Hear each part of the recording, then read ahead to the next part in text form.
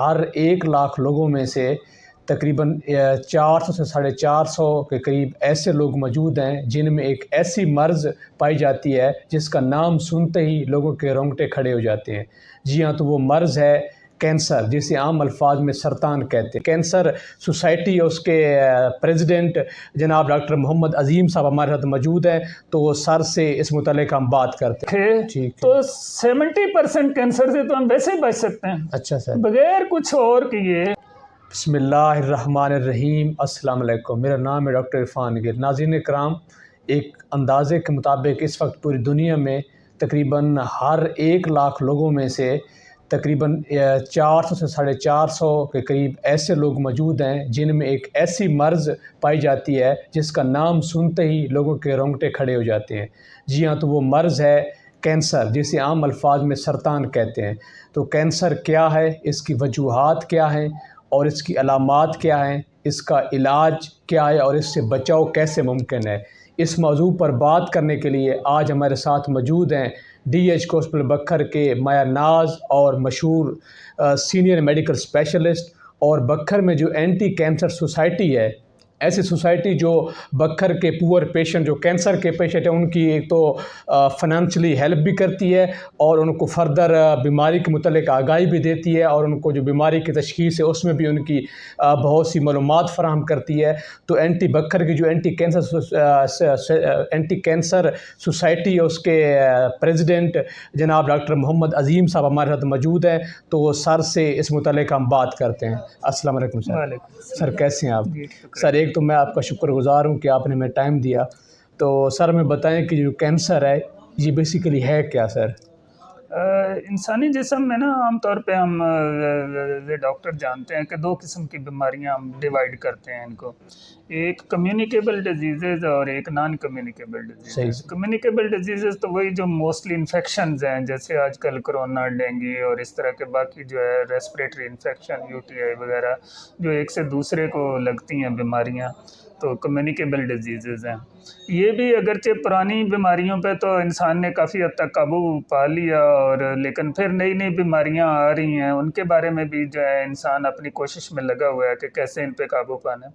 لیکن جو ہمارے لیے سب سے الارمنگ چیز ہے وہ نان کمیونیکیبل ڈیزیزز ہیں۔ اور نان کمیونیکیبل ڈیزیزز میں جو ہے آپ جانتے ہیں کہ شوگر ہے، بلڈ پریشر ہے، دل کی بیماریاں ہیں، فالج ہے، تو اس طرح کی بہت ساری بیماریاں ہیں۔ ان کے ساتھ ساتھ جو ہے نا بہت ہی ایک امپورٹنٹ جو بیماری ہے وہ ہے کینسر۔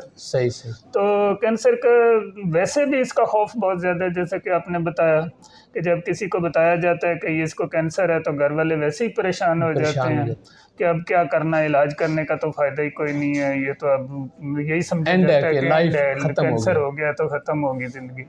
تو یہ کینسر کے مریض جو ہوتے ہیں یہ بہت ہمدردی کے مستحق ہوتے ہیں، اور اس کے لیے ہمیں ایک تو لوگوں میں اویئرنیس پیدا کرنے کی ضرورت ہے کہ کینسر ہے کیا، کیسے ہوتا ہے، اور اس کو بچاؤ بھی ممکن ہے کہ نہیں ہے، اور دوسرا یہ ہے کہ ہم کیسے اس کی جلدی تشخیص کر سکتے ہیں اور کیسے اس کا علاج کر سکتے ہیں۔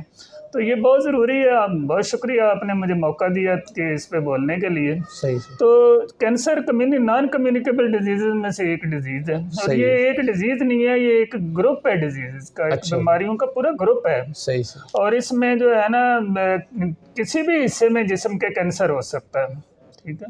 تو یہ اس لیے پھر کینسر اسی کے حساب سے ہوگا، اور کچھ حصے ہیں جہاں پہ کینسر زیادہ ہوتا ہے اور کچھ حصے ہیں جن میں کینسر کم ہوتا ہے، لیکن ہوتا تقریباً سارے جسم میں ہی ہے۔ جیسے عورتوں میں چھاتی کا کینسر بہت زیادہ ہے، اسی طرح بچے دانی کا کینسر ہے، بچے دانی کے منہ کا، جس کو سروائیکل کینسر کہتے ہیں، وہ بہت کامن ہے۔ اسی طرح مردوں میں پروسٹیٹ کینسر بہت کامن ہے، لنگ کینسر بہت کامن ہے، اسی طرح پھر بلڈ کینسر دونوں میں، مردوں اور خواتین میں بہت کامن ہے۔ تو یہ کینسر کسی بھی حصے میں ہو سکتا ہے، اور کینسر بیسیکلی ہے کیا، اس میں جو ہے نا ہمارے جو جسم کے اندر سیل ہوتے ہیں خلیے، وہ ہماری ضرورت کے مطابق نشو و نما پاتے رہتے ہیں۔ جب پرانے سیل ڈیڈ ہو جاتے ہیں تو ان کی جگہ پہ نئے سیل آ جاتے ہیں، بنتے ہیں، اللہ تعالیٰ نے سسٹم رکھا ہوا ہے، وہ ڈیوائیڈ ہوتے ہیں۔ تو 2 اگر سیل ڈیڈ ہے تو 2 نئے بن جائیں گے، 4 ہوئے ہیں ڈیڈ تو 4 نئے بن جائیں گے۔ لیکن کینسر میں یہ ہوتا ہے کہ وہ جو سیل کی تقسیم کا عمل ہے نا وہ خراب ہو جاتا ہے. صحیح صحیح.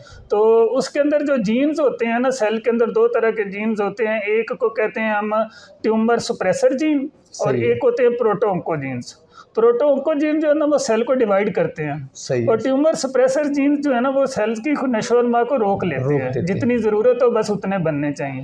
تو ان میں سے کسی بھی جین میں جب کوئی خرابی ہو جاتی ہے نا، تو اس کی وجہ سے وہ ان کنٹرولڈ گروتھ جس کو کہتے ہیں کہ وہ تقسیم در تقسیمی ہوتے جاتے ہیں اور پھر ایک رسولی کی شکل اختیار کر لیتے ہیں، جس کو ہم کینسر کا نام دیتے ہیں. صحیح. تو یہ اصل جو کہ کینسر ہوتا کیوں ہے، بیسیکلی وہ جو سیل کے اندر خلیے کے اندر وہ جینز ہیں نا، جی جی ان کے اندر تبدیلیاں آتی ہیں، تبدیلیوں، اور اس تبدیلیوں کی وجہ سے جس کو ہم میوٹیشن کہتے ہیں، اس کی وجہ سے پھر یہ کینسر ہوتا ہے. اب وہ تبدیلیاں کیوں آتی ہیں وہ بہت امپورٹنٹ ہے. صحیح ہے. اور انہی چیزوں کو ہمیں سمجھنے کی ضرورت ہے، اور انہی چیزوں کو ہم زور دے کے اس سے بچاؤ بھی ممکن ہے. صحیح. تو وہ کامن کیا وجوہات ہیں؟ سب سے زیادہ جو ہمارا لائف سٹائل ہے نا، صحیح ہے، یہ بہت امپورٹنٹ ہے. صحیح ہے. موٹاپا، صحیح ہے، فزیکل ان ایکٹیویٹی، ورزش کا نہ کرنا، ٹھیک ہے. اس کے بعد سگریٹ یا حقہ سموکنگ، یا ایون سموکنگ جو چیو کرتے ہیں بیڑی وغیرہ کی شکل میں، پان کی صورت میں، اس طرح تمباکو کا استعمال جو ہے یہ بہت بڑی وجہ ہے. اس کے علاوہ شراب نوشی، اچھا، یہ ایک بہت بڑی وجہ ہے کینسر کی. اور اس کے علاوہ جو ہے یہ مختلف جراثیم جو انفیکشن، وائرل انفیکشن جیسے ہیپیٹائٹس بی، سی، HIV، تو ان کی وجہ سے بھی کینسر ہو جاتا ہے. ان کا اگر بر وقت علاج کر لیا جائے تو اس سے بچا جا سکتا ہے. لیکن جو اس سے بھی زیادہ ہمیں وہ ہے ہمارے ماحول کی آلودگی. صحیح ہے. جو انوائرمنٹل پولوشن ہے، اور جس کی وجہ سے اوزون لیئر ڈیمیج ہو رہی ہے، اور اس کی وجہ سے جو ہے نا ڈائریکٹ الٹرا وائلٹ ریڈیشن جو آ رہی ہیں، اور وہ انسانی جسم میں انٹر ہو کے ان سیلز کے اندر جو ہے وہ چینجز لاتی ہیں، اور اس کی وجہ سے پھر کینسر ہو جاتے ہیں. اسی طرح بہت ساری ہماری مین میڈ شعائیں ہیں، جیسے ایکس رے ہے، CT اسکین ہے، اور پھر اس کے علاوہ جو ایٹامک انرجی کے لیے یوز ہوتی ہیں. تو یہ ان سے بھی شعائیں جو نکلتی ہیں یہ بھی انسانی صحت کے لیے خطرناک ہوتی ہیں. ایسے جیسے بہت سارے لوگ کہتے ہیں جی سر درد ہو رہا ہے CT اسکین کرا لیں، جو کہ بہت ہی نقصان دہ ہے. جی کمر درد ہو رہا ہے ایکس رے تو کرا دیں. ان نیسیسری جو ہے ریڈیشن ایکسپوجر جو ہو رہا ہوتا ہے نا، تو یہ بھی ایک وجہ ہے اس کے جو ہے کینسر ہونے کی. تو یہ کامن وجوہات ہیں جن کی وجہ سے کینسر ہو سکتا ہے. صحیح. اور انہی چیزوں کو ہم ایڈریس کر کے کینسر سے کہتے ہیں کہ اگر انسان اپنا لائف سٹائل چینج کر لے، کھانے پینے کی عادتیں ٹھیک کر لے، جنک فوڈ نہ کھائے، روزانہ فزیکل ایکٹیویٹی کرے، سگریٹ سموکنگ نہ کرے، اپنا ویٹ کنٹرول رکھے، تو 70% کینسر سے تو ہم ویسے بچ سکتے ہیں. اچھا سر. بغیر کچھ اور کیے ہم اپنے صرف لائف سٹائل کو چینج کر کے 70% کینسر کو کنٹرول کر سکتے ہیں. اور باقی 30% رہ جاتا ہے. اس میں جو باقی وجوہات میں نے بتائی ہیں کہ انوائرمنٹل پولیوشن کو کم کر کے، انفیکشس ڈیزیزز کو ارلی کنٹرول کر کے، اور باقی جو ریڈیشن کا ایکسپوجر ہے اس کو کم کر کے، تو ہم باقی کینسر جو ہیں ان سے بھی کافی حد تک اپنے آپ کو بچا سکتے ہیں. تو اس لیے ہمیں یہ بہت زیادہ اویئرنیس دینے کی ضرورت ہے پبلک کو کہ یہ ایسی بیماری نہیں ہے کہ جس سے ہم بچ نہیں سکتے، یا جو ہو گیا تو بس پھر فوراً ڈیتھ ہی ہے. اس کے لیے پراپر اگر ارلی جو سب سے زیادہ زور ہے نا وہ کہ یہ جلدی تشخیص ہو جائے. صحیح. اور جلدی تشخیص کے لیے ایک تو یہ کہ کینسر کی علامات کیا ہیں. اب کینسر کی 2 طرح کی علامات ہوتی ہیں. ایک ہوتی ہیں جن کو ہم کانسٹیٹیوشنل سمٹمز کہتے ہیں، جو سب میں آتی ہیں، جو ہر کینسر کے مریض میں آتی ہیں. کہیں بھی کینسر ہو وہ علامات ہوتی ہیں، جیسے بھوک کا نہ لگنا، ہلکا پھلکا بخار محسوس ہونا، کمزوری محسوس ہونا، وزن کا کم ہوتے جانا. یہ وہ علامتیں ہیں جو ہر کینسر میں آتی ہیں. اور اگر یہ علامتیں ہیں تو ایسے مریض کو اپنا جو ہے نا کہیں چیک اپ کروانا چاہیے، اور وہ اس کے مطابق انویسٹیگیشنز کروانے چاہیے.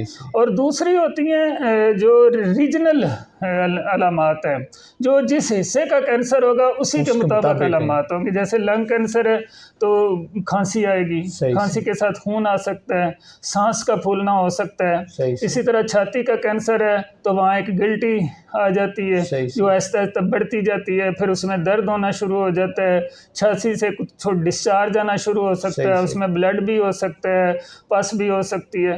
तो ये जो अलामात है ना हर कैंसर की, इसी तरह अगर मसाने का कैंसर है तो पेशाब में अलामात आ जाएंगी, पेशाब जो है ना बार बार आना शुरू हो जाएगा, उस रुकावट करना शुरू हो जाएगा, रात को ज़्यादा पेशाब आना शुरू हो जाएगा।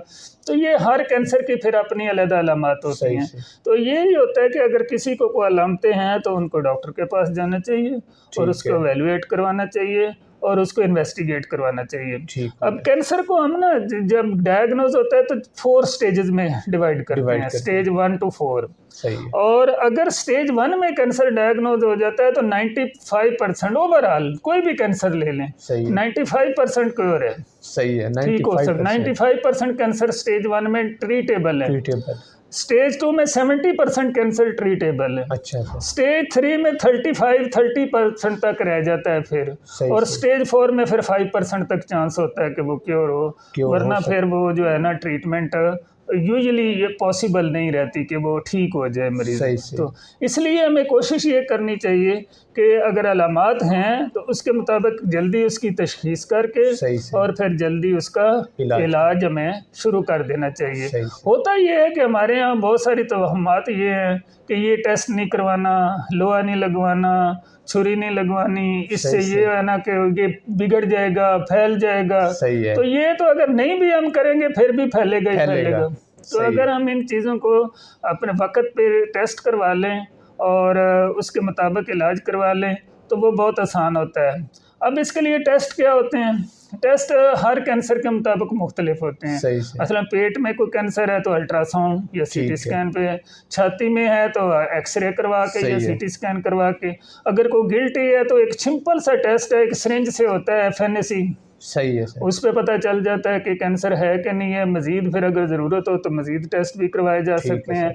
औरतों में छाती के अगर कोई शक है गिल्टी तो अल्ट्रासाउंड पे पता चल जाता है। उसके बाद सीटी स्कैन और एक होता है मेमोग्राफी, वो टेस्ट करवाया जा सकता है। तो इसी तरह कुछ खून के टेस्ट हैं जिनको हम स्क्रीनिंग टेस्ट कहते हैं, जैसे मसाने का टेस्ट है तो PSA है, सही है।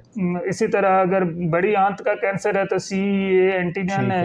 इसी तरह अगर जो है लिवर कैंसर है तो सीरम अल्फा फीटोप्रोटीन है। OCA ओवरी है तो CA 1 to 5 करवा के दे सकते हैं। तो ये सिंपल टेस्ट हैं। अगर हमें किसी हिस्से में शक पड़ रहा है कि ये कैंसर हो सकता है तो हम ये टेस्ट करवा के जल्दी उसकी तशखीस कर सकते हैं और फिर उसके मुताबिक हम उसको ट्रीट कर सकते हैं।